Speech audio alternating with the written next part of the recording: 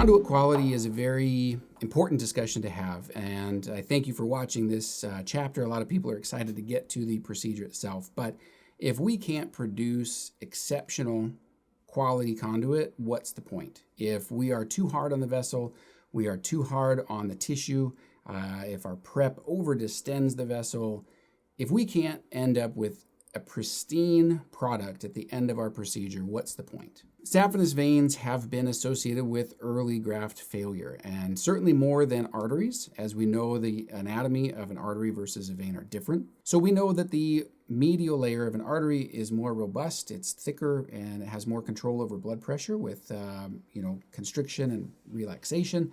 The vein does not have such a strong medial layer. So when we put a vein in an arterial position using arterial flow, a lot of times that overdistension can be almost too much for that vessel. So we can lead to early graft failure. Grafts fail for a number of reasons. There can be physical trauma to the vessel, whether it's avulsing a branch off, leaving a hole, tearing a branch, thermal injuries from cautery.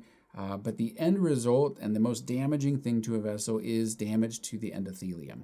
That is the crux, that is the most important thing to watch out for. And the endothelium, of course, is part of the intimal lining of the vessel itself. The intimal damage leads to some vasospasm or early thrombogenesis. The thrombogenesis leads to occlusive intimal hyperplasia, which then leads to stenosis and closure of that graft itself.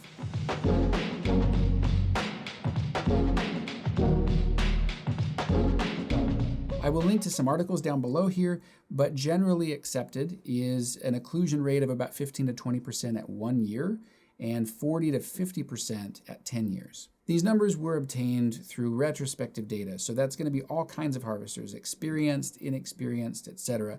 But it is essential as you start your journey down the EVH path to have this at the forefront of your mind from the beginning. I don't want you to be like me and get 15, 20, 25 harvests in before someone points out that you're over distending the vessels or you're potentially contributing to early graft failure. We know that vein grafts are not as good as arterial grafts, but yet they're still the most commonly used because they're easy to get to, they're convenient, it's redundant. You have several different veins that the blood can then use to escape. So knowing that the vein is maybe not as great of an option as an artery, but yet we still use it, it is of the utmost importance to take as much care as possible with that conduit as you obtain it. As we talk about conduit quality, I do need to mention there are some early articles in the beginning of EVH in the late 1990s, early 2000s that were not favorable to EVH, that said that EVH led to earlier graft failure, and the major study that I will link right here below, that was not the primary outcome that they set out to study. That was just a retrospective look at what their data showed. And instead of following their original path of their hypothesis, they said, oh, look what we found. They published the study, it got pushed through. And one of the authors of that study actually came out later to say, I never would have put my name on it because that's not what we were studying. It was just what we happened to find. The EVH community was obviously a little concerned about this when this happened. We don't want to be using inferior conduit because of our technique. So we set out to perform more studies specifically to look at the intimal damage, to use different scopes and different products, and we found that there are differences between them. And I will link those below for you to read as well. This is important to be informed. But we found that EVH is at least equal to open. And a lot of people will say, well, what's the point of that? I want to be better than open. If we can be at least equivalent to open, then we know we're not doing any disservice by using EVH, and we're capturing all the benefits of EVH, which is decreased wound infection, shorter length of stay, early ambulation, increased cosmesis, lower pain, all of those things. So we can be at least equivalent to open harvesting and be confident that what we're doing is of value.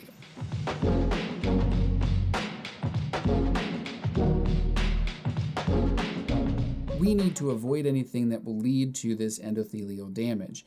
And the first one of these things is going to be your harvesting technique. I hate to say it, but your first harvest will not be as good as your 20th or your 50th or your 100th because you will have more muscle memory, you'll have a little bit more gentleness to you, you'll have a little bit more finesse in how you handle the scope and handle the conduit itself. So that is physical damage that happens by the procedure of taking the vessel out, physical trauma, pulling, twisting on the vessels. If there's a tear in the vessel wall, or we've avulsed a branch off and now there's a hole. Those are structural damages to the entire vessel itself. Another one is prolonged ischemia. So as there's no blood flowing through the conduit itself, if it's not stored in the right environment, that can cause prolonged ischemia. That causes the intimal lining to start to die, and we certainly don't want that. I mentioned storage conditions. That is another contributor to endothelial damage.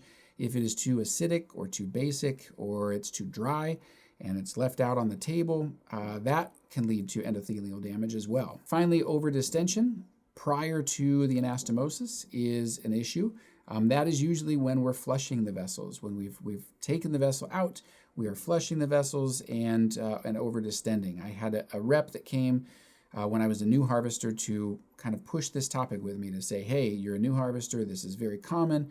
Here's something I came up with to show you how much pressure you're generating. And he used a cannula with a manometer or a pressure meter attached to it. So as I flushed through with a syringe, I would see how much pressure I was generating. Now, the human body can tolerate 200, 250, maybe even 300 millimeters of mercury without any real long-term damage. It shouldn't be, a prolonged period of time at that pressure, but patient wakes up a little crazy, their pressure goes up, that's okay. But when it gets above 300, we know that leads to vessel damage. As I was pushing with my thumb on a syringe to get the vein harvest solution through my conduit to flush and to put clips on the branches, I was finding that I was regularly generating 300 or 400 millimeters of mercury, which is obviously no good. Once I was aware of this, obviously that changed how much pressure I was providing, where now I hold the syringe with my fingers and I use my pinky to push the solution through, because I just can't generate as much force as I can with my thumb. So that's just kind of a checks and balance sort of thing that I do when I harvest, and we'll get to that in another chapter. Once we were done preparing that specific conduit, we used a piece of conduit that we weren't going to use that had a little bit of a tight spot. Maybe it was a spasm, but it was a good section of vein and then a smaller section and a good section. And he said, hook this cannula up, see how much pressure it takes to dilate one of those narrowings open. And so I did, and it was 800 millimeters of mercury to dilate that up. So we certainly don't want to do this. I'm going to show you a video right now of the wrong way to do it. And rest assured, this was not on a conduit that was going to be used on a patient. But this technique right here is a no-no. So stay away from this. If your vessel has these narrowings in them, you need to leave them.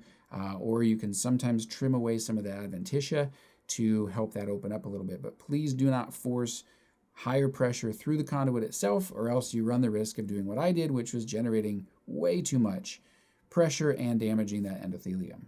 All of this is important to remember when it comes to harvesting, because our number one goal is to provide a pristine, perfect conduit, or as perfect as we can, to the field to be used for the anastomosis.